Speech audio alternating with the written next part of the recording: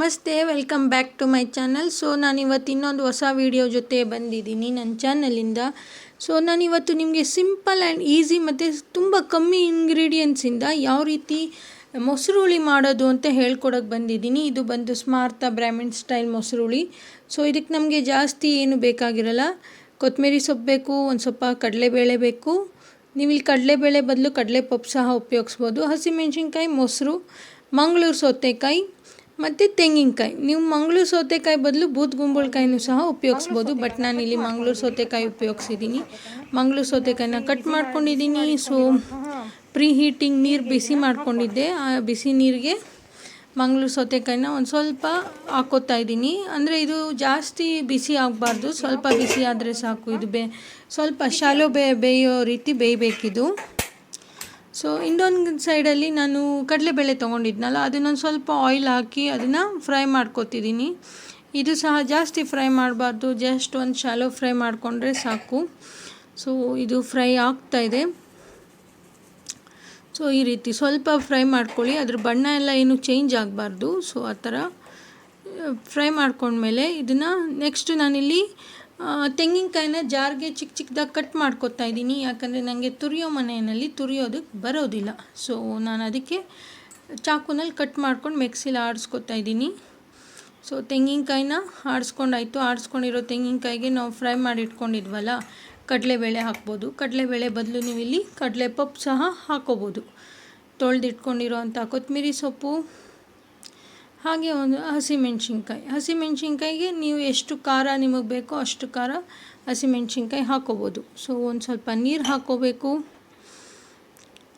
ನೀರೆಲ್ಲ ಹಾಕ್ಕೊಂಡು ಅದನ್ನು ಕ್ಲೀನಾಗಿ ಆಡಿಸ್ಕೋಬೇಕು. ಅದು ಆಡಿಸ್ಕೊಂಡ್ಮೇಲೆ ನೋಡಿ ಈ ರೀತಿ ಬರುತ್ತೆ ಅದು ರುಬ್ಬಿದ ಮೇಲೆ. ಸೊ ನಾರ್ಮಲ್ ಚಟ್ನಿ ಥರನೇ ಇರುತ್ತೆ. ಸೊ ಇದನ್ನು ನಾವೀಗ ಬಿಸಿ ಮಾಡಿ ಇಟ್ಟಿದ್ವಲ್ಲ ಮಂಗಳೂರು ಸೌತೆಕಾಯಿ, ಆ ಮಂಗಳೂರು ಸೌತೆಕಾಯಿ ಒಳಗಡೆ ಈ ಆಡಿಸ್ಕೊಂಡಿರೋಂಥ ಈ ಮಿಶ್ರಣನ ಹಾಕ್ಕೋಬೇಕು. ಹಾಕ್ಕೊಂಡ್ಮೇಲೆ ಅದನ್ನ ಕ್ಲೀನಾಗಿ ಹಸಿ ವಾಸನೆ ಹೋಗೋ ತನಕ ಅದನ್ನು ನಾವು ಅಂದರೆ ಲೋ ಫ್ಲೇಮಲ್ಲಿ ಅದನ್ನು ನಾವು ಬಾಯ್ಲ್ ಮಾಡ್ಕೋಬೇಕು, ಬಿಸಿ ಮಾಡ್ಕೋಬೇಕು. ಸೊ ಹಸಿ ವಾಸನೆ ಏನಿರುತ್ತೋ ಅದು ಹೋಗಬೇಕು. ಹಸಿ ವಾಸನೆ ಹೋಗಲಿಲ್ಲ ಅಂದರೆ ಅದು ಒಂಥರ ಒಗ್ರಾಗಿರುತ್ತೆ, ಟೇಸ್ಟು ಅಷ್ಟು ಚೆನ್ನಾಗಿ ಎನ್ಹ್ಯಾನ್ಸ್ ಆಗಿ ಬರೋಲ್ಲ. ಸೊ ಅದಕ್ಕೆ ನಾವಿಲ್ಲಿ ಅದನ್ನು ಹಸಿ ವಾಸನೆ ಹೋಗೋ ತನಕನೂ ಕೈ ಆಡ್ತಾ ಇರಬೇಕು. ಇಲ್ಲ ಹಾಗೆ ಬಿಟ್ಟರೆ ಅದು ತಳ ಹಿಡಿಯೋ ಚಾನ್ಸಸ್ ಜಾಸ್ತಿ ಇರುತ್ತೆ. ಸೊ ಈ ರೀತಿ ಅದನ್ನು ಬಿಸಿ ಮಾಡ್ಕೋತಾ ಇದ್ದೀನಿ ಫ್ರೆಂಡ್ಸ್. ಇದೇ ರೀತಿ ಬಿಸಿ ಮಾಡ್ಕೋಬೇಕು.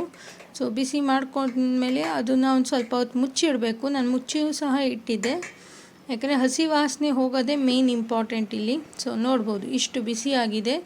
ಈಗ ಇಲ್ಲಿ ನಾನು ರುಚಿಗೆ ತಕ್ಕಷ್ಟು ಉಪ್ಪು ಹಾಕ್ಕೊಂಡಿದ್ದೀನಿ. ನಾವು ಮೊಸರು ಹಾಕ್ಬೇಕಾದ್ರೆ ಏನು ಮಾಡಬೇಕಂದ್ರೆ ಸ್ಟವ್ ಆಫ್ ಮಾಡಿಬಿಡ್ಬೇಕು. ಸ್ಟವ್ ಆಫ್ ಮಾಡ್ಕೊಂಡ್ಮೇಲೆ ಮೊಸರು ಹಾಕಬೇಕು. ಇಲ್ಲ ಬಿಸಿ ಸ್ಟವ್ ಆನ್ ಮಾಡಿ ನಾವು ಮೊಸರು ಹಾಕಿದ್ರೆ ಅದು ನೀರು ಬಿಟ್ಕೊಳ್ಳುತ್ತೆ. ಸೊ ನೀರು ಬಿಟ್ಕೊಂಡ್ರೆ ಅದೊಂದು ಸ್ವಲ್ಪ ಚೆನ್ನಾಗಿ ಬರೋಲ್ಲ. ಅದಕ್ಕೆ ಸ್ಟವ್ ಆಫ್ ಮಾಡಿ ಒಂದು 2 ಸೆಕೆಂಡ್ ಬಿಡಬೇಕು. 2 ಸೆಕೆಂಡ್ ಆದಮೇಲೆ ನಾವು ಅದಕ್ಕೆ ಮೊಸರು ಹಾಕ್ಕೋಬೇಕು. ಆವಾಗ ಮೊಸರು ನಾವು ರುಬ್ಬಿ ಹಾಕಿದ್ದೀವಲ್ಲ ಮಿಶ್ರಣ, ಅದ್ರ ಜೊತೆಲಿ ಚೆನ್ನಾಗಿ ಹೊಂದ್ಕೊಳ್ಳುತ್ತೆ. ಸೊ ಸ್ಟವ್ ಆಫ್ ಮಾಡಾಯಿತು. ಇಲ್ಲಿ ನಾನು ಸ್ವಲ್ಪ ಎಣ್ಣೆ ತೊಗೊಂಡು ಅದಕ್ಕೆ ಒಗ್ಗರಣೆ ರೆಡಿ ಮಾಡ್ಕೊತಾ ಇದ್ದೀನಿ. ನಾರ್ಮಲ್ ಒಗ್ಗರಣೆ ಏನಿರುತ್ತೋ ಅದೇ ರೀತಿ ಸಾಸಿವೆ, ಜೀರಿಗೆ, ಒಣಮೆಣ್ಸಿನ್ಕಾಯಿ ಮತ್ತು ಕರಿಬೇವು ಎಲ್ಲ ಹಾಕ್ಕೊಂಡು ಹಿಂಗೆ ಜೊತೆಲಿ ಒಂದು ಸೂಪರಾಗಿರುವಂಥ ಒಗ್ಗರಣೆ ರೆಡಿ ಮಾಡ್ಕೊಂಡು ಹಾಕ್ಕೋಬೇಕು. ಸೊ ನೀವು ನೋಡ್ಬೋದು ಫ್ರೆಂಡ್ಸ್, ಈಗ ನಾನಿಲ್ಲಿ ಒಗ್ಗರಣೆ ಸಹ ಹಾಕ್ಕೊಂಡು ಮಿಕ್ಸ್ ಮಾಡಿದ್ದೀನಿ. ಸೊ ಈ ಕಂಡೀಷನಲ್ಲಿ ಈಗ ನಮ್ಮ ಮೊಸರು ಹುಳಿ ಸಂಪೂರ್ಣವಾಗಿ ಸಿದ್ಧವಾಗಿದೆ. ಈಗ ಇದನ್ನು ತಟ್ಟೆಗೆ ಹಾಕ್ಕೊಂಡು ಆರಾಮಾಗಿ ತಿನ್ಬೋದು. ಸೊ ನಾನಿಲ್ಲಿ ಅದನ್ನು ತಟ್ಟೆಗೆ ಹಾಕ್ತಾಯಿದ್ದೀನಿ ಸರ್ವಿಂಗ್ ಇದು ಪ್ಲೇಟ್ಗೆ. ಸೊ 1 ಬೌಲ್ ರೈಸ್ ತೊಗೊಂಡಿದ್ದೀನಿ. 1 ಬೌಲ್ ರೈಸು ಮತ್ತು ನಾವು ಮಾಡಿ ಇಟ್ಕೊಂಡಿದ್ವಲ್ಲ ಮೊಸರು ಹುಳಿ. ಸೊ ನೋಡ್ಬೋದು ಫ್ರೆಂಡ್ಸ್, ಮೊಸರು ಹುಳಿ ಅದ್ರ ಕಲರ್ ಎಷ್ಟು ಚೆನ್ನಾಗಿ ಬಂದಿದೆ ಅಂತ. ಸೊ ಮೊಸರು ಹುಳಿ ಯಾವಾಗಲೂ ಅಷ್ಟೇ, ನಾವು ಮೊಸರು ಬೆರೆಸೋ ಟೈಮಲ್ಲಿ ಸ್ಟವ್ ಆಫ್ ಮಾಡಬೇಕು. ಸ್ಟವ್ ಆಫ್ ಮಾಡಿದ್ರೆ ಮೊಸರು ಹೊಡ್ಕೊಳ್ಳಲ್ಲ. ಸೊ ಕನ್ಸಿಸ್ಟೆನ್ಸಿ ತುಂಬ ಚೆನ್ನಾಗಿರುತ್ತೆ, ತಿನ್ನೋದಕ್ಕೂ ತುಂಬ ರುಚಿಯಾಗಿರುತ್ತೆ. ಸೊ ಒಂದು ಸ್ವಲ್ಪ ಕರ್ಬೇವಿನ ಸೊಪ್ಪಿನಲ್ಲಿ ಒಂದು ಸ್ವಲ್ಪ ಡೆಕೋರೇಷನ್ ಮಾಡ್ತಾಯಿದ್ದೀನಿ. ಜೊತೆಗೆ ಒಂಚೂರು ಕೊತ್ತಂಬರಿ ಸೊಪ್ಪು ಸಹ ಹಾಕಿದ್ದೀನಿ ನಾನಿಲ್ಲಿ. ಸೊ ನೀವು ನೋಡ್ಬೋದು ಫ್ರೆಂಡ್ಸ್ ಹೇಗಿದೆ. ಇದನ್ನು ತಿಂತಾ ಇದ್ದರೆ ಸೂಪರ್ ಟೇಸ್ಟಲ್ಲಿರುತ್ತೆ.